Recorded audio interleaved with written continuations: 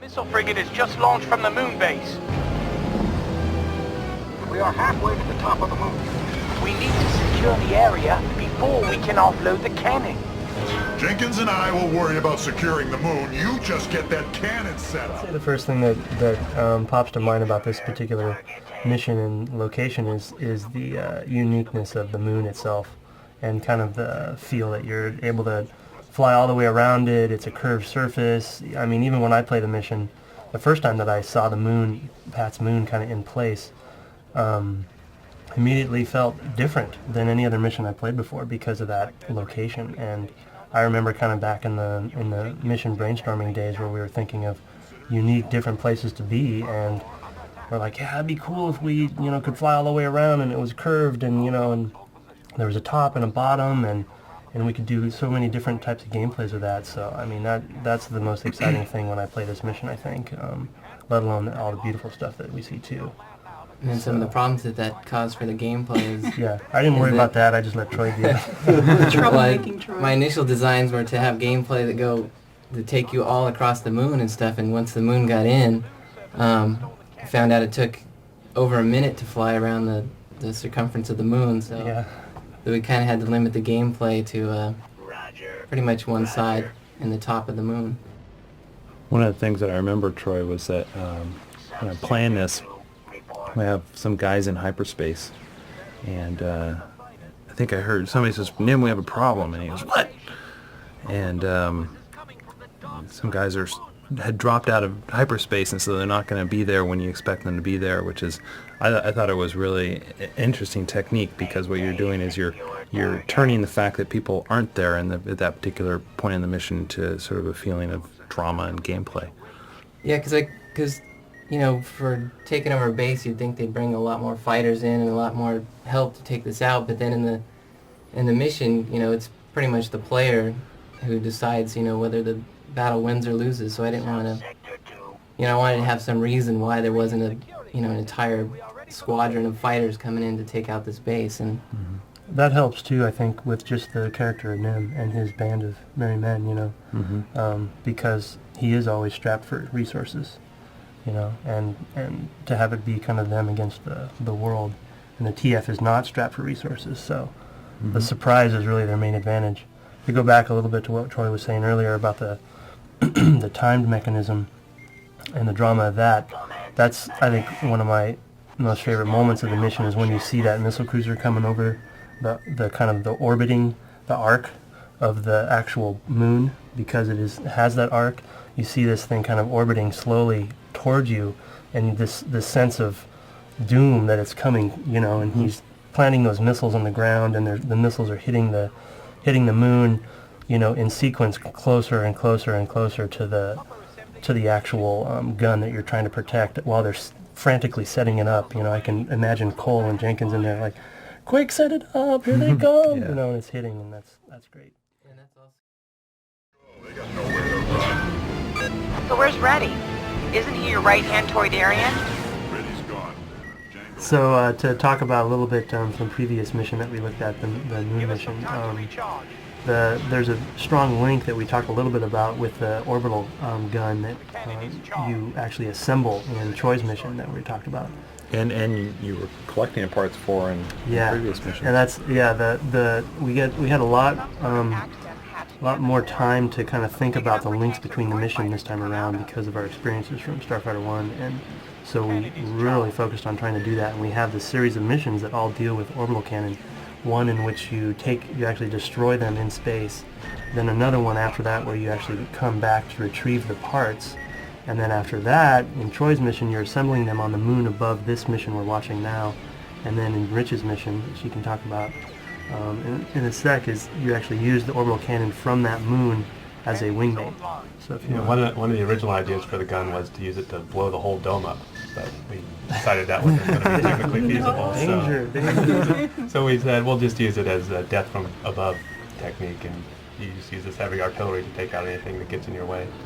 Yeah, if there's one thing, we've heard consistently, it's like people love big explosions. I think this is This is the big explosion This is mission. the big explosion. The Wrath of God effect. Yeah. That's what the sound effects request said for the orbital cannon. Wrath of God effect. Must evoke a deity. I think Sounds like that's a rich entry.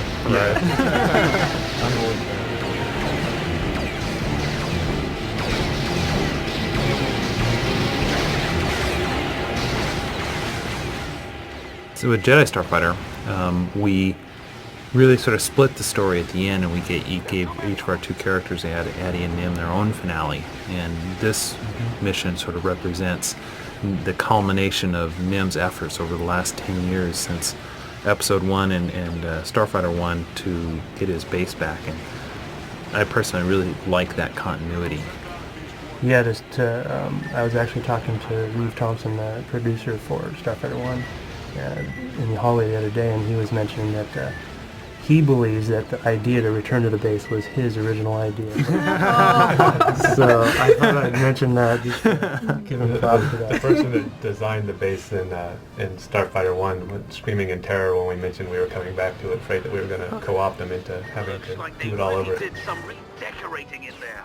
You know, all the weapons in this game are a challenge to make, not just the orbital cannon, but even like Nim's lasers, because you have to make something that is cool and is Star Wars, but you can't necessarily use what we have from Ben Burtt's sound design on the 4, soon-to-be 5 films, because they're so recognizable. So it's funny what you put together when you're making, like, let's say, Nim's laser blast, because I do think there's a bit of a stormtrooper in there and a bit of a maybe a bit of an air gun, and then Stan Weaver, the lead sound designer, did a field recording of him, banging on his water cooler with a wrench at home, and it went, pew, and that's all sort of convolved and mixed in there to make something that is sort of recognizably Star Wars.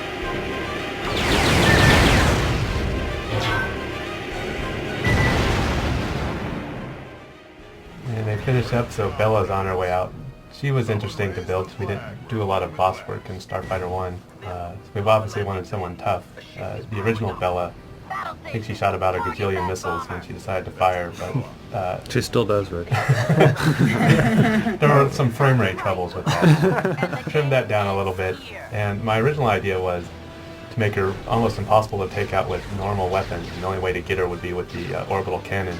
And it's almost gone the other way around, where you have to focus on her with your cruise missiles and the flat cannon, and if you're really good, you can time it just right so you can still get her with the orbital cannon. So now it's more of a bonus fail to do it than the actual plan. One of the things that I noticed playing her, and it's kind of the fun thing I think that I love about making games, is you don't quite know what you're going to end up with until the end. And playing her, I was just playing her last night, and it really is a dogfight. Even though she's a big ship and fairly seemingly slow moving, trying to stay on her tail I just found it was really, really challenging. In her original incarnation also, she just more or less flew around your ship in circles, so you were just flying in a circle, shooting her, then she would stop and shoot a bunch of missiles at you.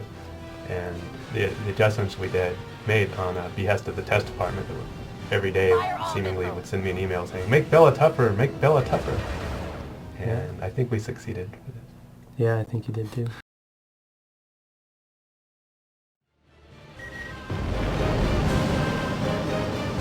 Subs surfacing.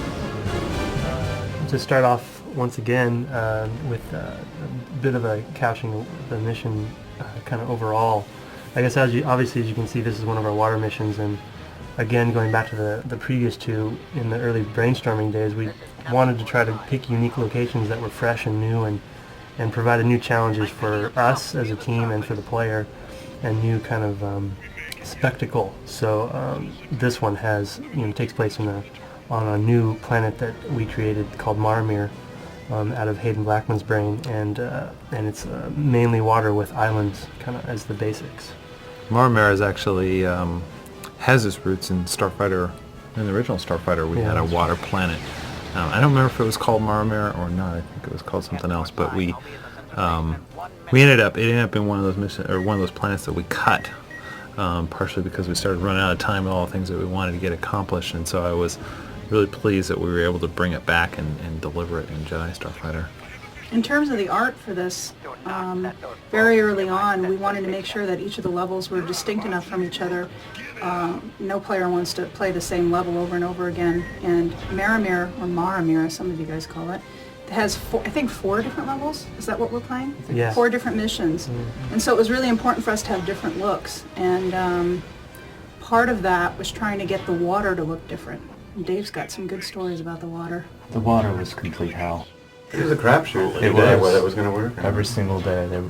We went through every possible method for creating the water and making realistic water that anybody could imagine. And what we ended up with is about 7 different layers of transparency and scrolling of the water and fluctuation of opacity of the waves. And it turned out pretty well, with a lot of pain and time taken into it. That objective tracker, which is the blue one on the left right there with the green center, was another kind of mechanic that we kind of brought in from Starfighter 1 that was around that we couldn't figure out a good way to work in the time we had, and this time we had more time to kind of make it work. And some people like them, some people don't. It's like a lot of times you do stuff that is so split between the various people involved, the testers and the level designers, and everybody has different ideas of what's going to work and what's not. And indeed, for some players out there, certain things work well, and other people want to figure that stuff out on their own. Yeah. I mean, I guess the reason I bring them up is exactly what Darren's saying. It is kind of one of those split issues because some people find it more useful and some people find it more confusing. So we're kind of always trying to figure out the best way to do things. Good job, Orsai. Blow that thing sky high. Nothing could survive that blast. That objective complete banner that you just saw there is actually, we had a lot of discussion about how to score those in Starfighter 1 and basically ended up using the R2 sounds for when you had an objective completed or a mission failed or a mission complete. And for Jedi Starfighter, I found it entirely appropriate to use the lightsaber ignition sort of pitched in with a fiery whoosh to give it, to score that banner. Really, I think it works pretty well. After all, it is a Jedi Starfighter. Up in the upper right-hand corner, there's a couple of displays that we use during development to kind of help us keep tabs of where things are at. The top one is what we call a frame rate indicator, and when it's red, it's bad, and when it's yellow, it's maybe not so bad. And then the other one is our memory indicator. It's sort of the same thing. When it gets red, memory is getting bad. And these are some tools that we use during development to watch what's going on and give tests the ability to quantify when they tell us, hey, the frame rate's too slow. Now they can say the frame rate meter's in the red instead of just saying it's too slow and have it be sort of a subjective thing.